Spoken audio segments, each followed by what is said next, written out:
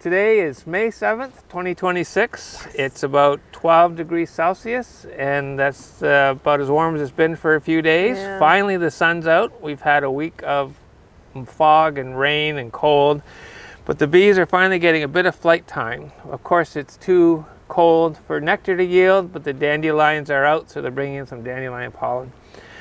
So what we're doing today is we have to adapt to the colder season. So as you know, we put the feed drums out. We opened them April 11th, so about 4 weeks ago. The bees have been cleaning them up, and all that's left is a bit of residue in the last two. So the bees are still working those in the feed drum. At the same time, April 11th, we put the second boxes on over queen excluders. And these second boxes were of drawn comb, but not brood comb, because this year we're trying to put some fresh comb into our brood chambers. So this is nice, freshly drawn frames, and the bees have been prepping them in order for our splits coming up. Because it's such a late cold year, we're modifying how we do our splitting this year. We're not going to run what we showed you last year, which was the vertical splits. What we're going to be doing today is we're going to be putting on our Formic Pro treatments. Of course, it goes on the lower brood chamber, the bottom brood chamber. But today we're going to be removing the queen excluder, and that will allow the queen to come up and start laying in the upper box. So when the treatment's over, we'll take this upper box with the queen, set it back in this place, which will be just young brood, not even capped yet. And then we'll take all the brood frames from the bottom box and make them up into our splits, which we'll then take and add queen cells to in other yards. What we're doing is actually buying time. By giving the queen this upper box to lay in, it just allows them to expand the brood nest quickly over the next 10 days. And then when we come through and make splits, they won't be urged to swarm as soon as the weather warms up. We're also looking for a couple strong hives that can be our cell starters. So I'll just be going ahead of the crew, checking on hives, and pick a couple of these to be our queen cell builders.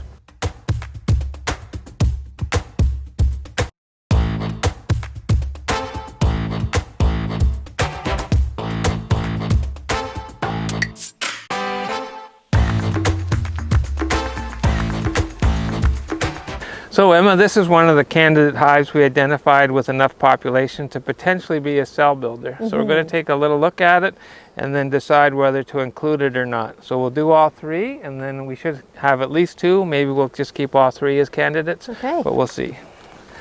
So here's the bees up top. So we'll look at those in a minute. It's got a little bit of weight, so they started putting weight up into the box. And of course, we'll check this here down below, see how they're doing. Okay, so this is the candidate hive. Again, like our other one, they've started queen cells. They're polishing them, but there's no eggs here yet. Again, I think they don't have much drone population yet. So this is side to side brood. Wow. So this is a very good, and they're going to pop a lot of babies. If it's capped, they're all going to emerge within the next 12 days. So this will be a massive population of young bees. So this is an ideal colony to make up the population to be a cell builder. So for now, we just want to keep the queen out of the upper box. So we'll tuck her back down like that.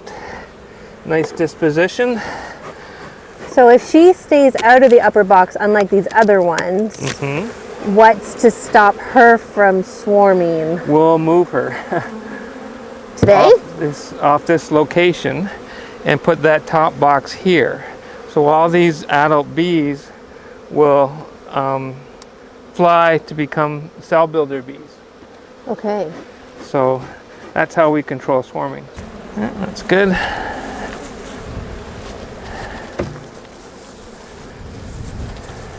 Good, excellent.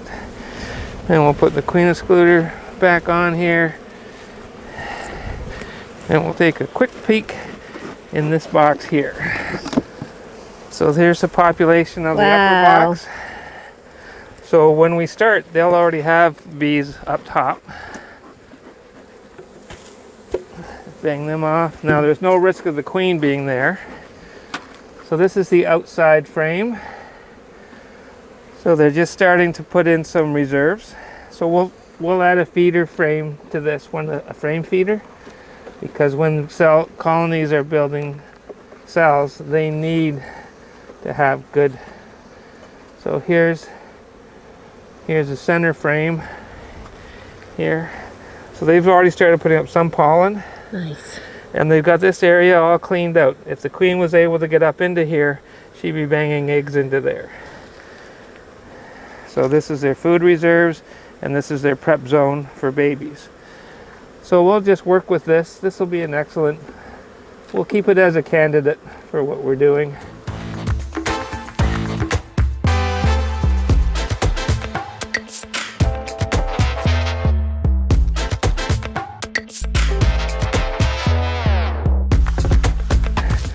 How does it look under there?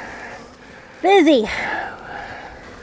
Yeah, bees side to side. Very much so. Side to side, front to back. So if you got brood, There's some queen cups. are they Coming. any goobies in them? Doesn't look Queen, like it. have they polished them? Any sign of royal jelly? Any sign of eggs? Well, an egg looks like a teeny tiny grain of rice. Yep. So I would say there's an egg in that one. Okay, Yeah. good. So they're on the verge. Again, if it was different season, they'd be heading out the door. So this one's getting the queen excluder back. That's correct. Staying as a candidate, although it's not quite as nice of temperament. This was my friend from last year. Yeah. I'm very happy she's still going. Oh, she's doing very well. Hooray! Okay. Wow! So there's Emma's queen. Look at that. Or Emma's, yeah, this is queen cell cups. So even though it's been so cold, you can see they're polished, but they haven't laid any eggs in them yet. And one reason for that is there's not enough mature drones around. So they won't push into swarming until they know their new queen could get mated. So you see this one here? Yeah. Any sign of an egg? No. In the bottom? Oh, yes, actually. There's an egg. I think so. I've never actually looked for an egg before, but I see a little Yep, dot it's all there. polished. So these girls, as soon as the weather turns, they're ready to hit the highway. Uh-oh. Yeah, so we're going to give them space, and we're going to treat them with Formic Pro, and then in 10 days we'll be making this probably into 4 splits. Wow. Plus the parent queen will go in your upper box, your queen from last year. Whenever you open up and you see drone brood like this, Whoa. you always look for Varroa. So you want to give that a bit of a scraping and put on your treatment. That'd be great. Okie dokie. And I'm not putting the queen excluder back. That's right. You just put the box on and that queen will start laying up top. And we'll have to get back, probably 10 days from now and do that split.